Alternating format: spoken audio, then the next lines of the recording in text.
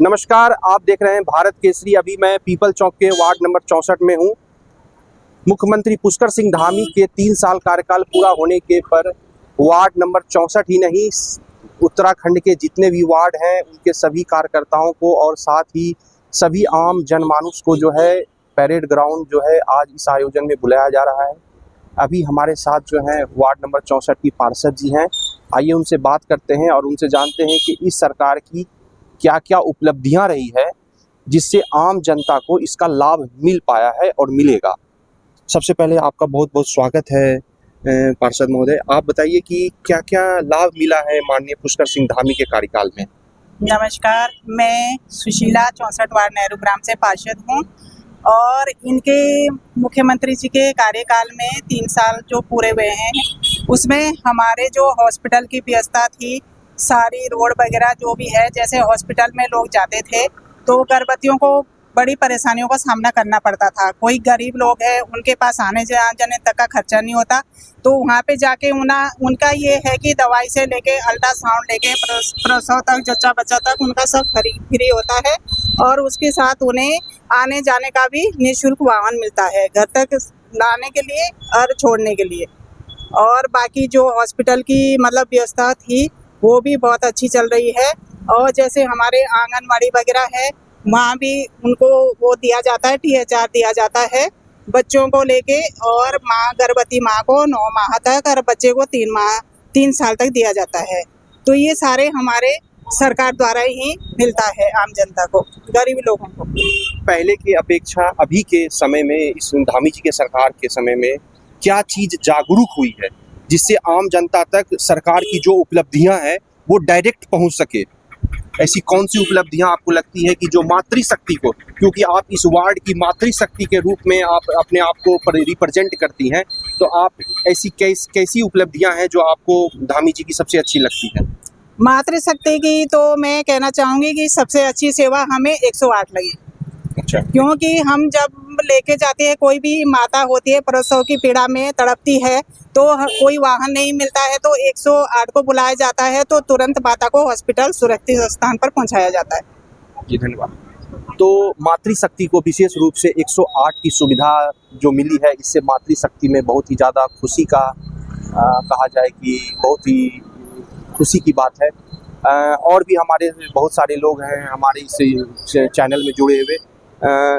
हमारे साथ हैं रुद्रलोक निवासी के अध्यक्ष हुकुम जी। सर, आपको माननीय पुष्कर सिंह धामी का कार्यकाल कैसा लगता है? किस दृष्टिकोण से आप इसे देखते हैं? पुष्कर सिंह धामी जी का कार्यकाल बहुत अच्छा है। उन्होंने जो है हर चीज़ को, हर जनता की सुख दुख की परेशानियों को बहुत बारीकी नज़र से जो है समझा है और परखा है, और जो भी उचित दंड जिसको देना है वो दिया है, और अभी जो है बहुत अच्छा चल रहा है। और मोदी जी का कार्यकाल की बात कहें तो मोदी जी ने विदेश में जा कर के हमारे सारे लोगों को, हिंदुस्तान के लोगों को एक पहचान दिलाई है, और हमने भी देखा है कि कौन से देश में कितने आदमी हैं हमारे। हमें बहुत खुशी होती है, बहुत गर्व की बात है। हमें जो है यहाँ पर पुष्कर सिंह धामी मिला है मुख्यमंत्री के रूप में, और भारत सरकार में जो है मोदी मिला है प्रधानमंत्री के रूप में, और यही ऐसे ही चलता रहेगा तो हमारा हिंदुस्तान एक दिन विश्व गुरु बनेगा। और ये मैं सबकी कामना के लिए आपको जो है धन्यवाद देता हूँ। धन्यवाद। आपका शुभ नाम सर? दीपक डोंगरे। कहाँ के आप रहने वाले? लोअर नेहरू ग्राम, वार्ड नंबर 64। Ward number 64। ऐसी कोई योजना बताइए जो धामी जी की योजना है जो आम जनमानस तक पहुंची हो।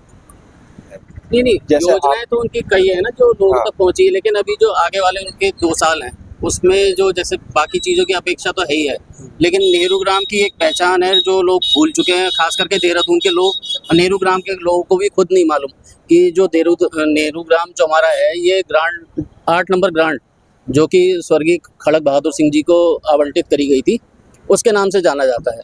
और उन्हीं की जो बहन थी उन्होंने यहाँ पे अपना एक मकान और कुछ भूमि इस अपने स्मारक के लिए भाई के नाम पे यहाँ पे दान करी हुई है। तो हमें अपेक्षा है कि 2 साल के अंदर जो उनका कार्यकाल बचा हुआ है यहाँ पे एक सुंदर उनकी स्मृति में एक स्मारक बना दिया जाए, एक पार्क बना दिया जाए।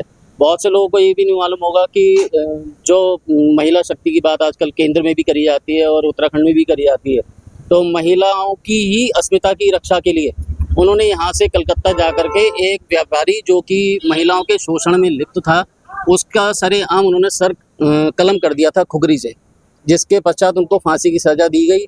लेकिन पूरे देश में महिलाओं द्वारा आंदोलन चलाया गया, जिसके बाद वो फांसी की सज़ा को माफ़ करके और 2 साल के कारावास में कन्वर्ट करा गया। और उसके बाद उन्होंने गांधी जी को भी अपने खून से पत्र लिखा था यहाँ से नमक आंदोलन में शामिल होने के लिए, और यहीं पे खारा खेत में नून नदी में जा करके उन्होंने ये नमक बना करके नमक आंदोलन को भी तोड़ा था। ये नमक का जो कानून था ना, उसको तोड़ा था। तो बाकी सारी जो है अपेक्षाएं तो बहुत है लोगों की, लेकिन खास करके हमारे नेहरू ग्राम की अपेक्षा ये है कि उनके नाम पे जो ये था लोग भूल चुके हैं, तो उसके लिए उनका जो स्मारक है, वो जो उनकी बहन ने खुद अपना मकान और वो साथ में कुछ ज़मीन दी हुई है, तो उसमें एक सुंदर स्मारक बना दिया जाए, बच्चों के लिए पार्क, जो कि यहाँ पे है नहीं। तो ये अपेक्षा है उनसे। बाकी कार्यकाल तो अच्छा चल रहा है, कानून भी यूसीसी वगैरह जो सब कुछ लागू करा है उत्तराखंड ने हमारे, तो उसमें तो सारे देश में नाम हो रहा है इसका। तो बाकी अपेक्षा तो और भी बहुत है। अभी कुछ दिन पहले जो है उत्तराखंड में पहाड़ और प्लेनवाद का विवाद जो है बहुत चरम पे था जी। बाकायदा बहुत जो समझदार व्यक्ति हैं, जो इन चीज़ों को नहीं मतलब इतना नहीं समझ मतलब ध्यान नहीं रखते हैं, उन्होंने इन चीज़ों को डिनाई कर दिया। लेकिन बहुत लोग इस तरह के जन आक्रोशित भावना में बहक गए। इसको आप किस तरह से देखते हैं? देखिए ऐसा है ना कि योगदान तो देखिए सभी का रहा, लेकिन क्या है कि पहाड़ की जो उत्तराखंड जो बना था, उसकी मूल कल्पना ये थी कि ये उत्तर प्रदेश का पूरा एक भाग था। पहाड़ों पे कभी ध्यान नहीं दिया गया उत्तर प्रदेश सरकार के टाइम से ही, इसीलिए लोग आंदोलनरत हुए और उत्तराखंड लिया गया। लेकिन जो हमारे प्रतिनिधि हैं, जनप्रतिनिधि, जिन्हें हम यहाँ से चुन के भेजते हैं, तो हम उनसे अपेक्षा ये करते हैं कि जब वो खास करके विधानसभा जैसी जगह पे बात हो रही है, जहाँ की सारा प्रदेश से लेकर के देश उनको देखता है, तो वहाँ पे उन्हें अपने शब्दों का जो प्रयोग करते हैं, उनका चयन सावधानी पूर्वक करना चाहिए था। अब उसमें क्या होता है, अराजक तत्व हैं जो कि यहाँ पे शांति व्यवस्था को हमारे देखना नहीं चाहते या शांति व्यवस्था को भंग करना चाहते हैं, तो वो इस मौके का फ़ायदा उठाते हैं। तो वही चीज़ ये सब कुछ हुआ ये प्रकरण में। अब ये चीज़ तो माननीय जो मंत्री जी थे उन्हें भी समझ में आ गई होगी कि एक शब्द ने क्या कर दिया है ना। तो वो उनको अगर अपने शब्दों का चयन उन्होंने सही से करा होता, तो लोग जो अराजक तत्व हैं वो इस बातों को उठा नहीं पाते और पूरी सरकार को शर्मिंदगी का सामना नहीं करना पड़ता। यही चीज़ विधानसभा अध्यक्ष जी के लिए भी है। जब वहाँ पे बैठे हुए हैं तो डेकोरम को मेंटेन करना उनका काम है। जिस वक्त माननीय विधायक के मुंह से ये शब्द निकले थे, उन्हें तत्काल उसे रोक देना चाहिए था और उसे शब्दावली से बाहर निकालना चाहिए था और उन्हें इस बात के लिए सचेत कर देना चाहिए था। यदि ये काम वहाँ हो जाता तो ये प्रदेश में भारी बवाल नहीं फैलता। ये माननीय विधायक जी जो है यहाँ के उमेश जी, वो कैसा काम कर रहे हैं?